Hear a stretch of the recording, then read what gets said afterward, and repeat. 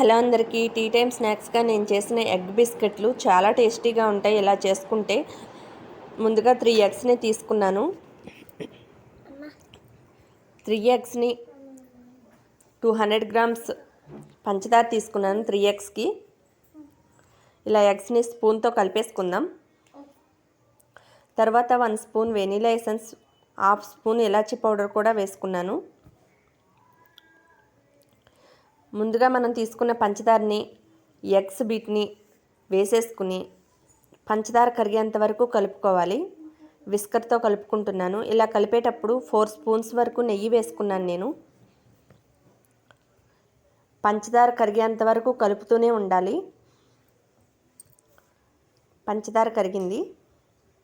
తర్వాత కొంచెం కొంచెం మైదా పిండి తీసుకుని ఇలా వేసుకుని గట్టిగా పూరీ పిండిలాగా కలుపుకోవాలి. ఇలా చపాతీలాగా చేద్దాం. ఆ పూరీ పిండిలాగా కలుపుకున్న దాన్ని ఇలా రౌండ్గా బిస్కెట్ లాగా కట్ చేసుకుందాము. కట్ చేసుకుని డీప్ ఫ్రై చేసుకోవాలి. ఇవి ఎంతో టేస్టీగా ఉంటాయి, సింపుల్గా అయిపోతాయి. పిల్లలైనా పెద్దవాళ్ళైనా ఎవరైనా ఎంతో ఇష్టంగా తింటారు. మా వీడియోకి లైక్ చేసి, షేర్ చేసి, సబ్స్క్రైబ్ చేసుకోండి. రెడీ అయిపోయాయి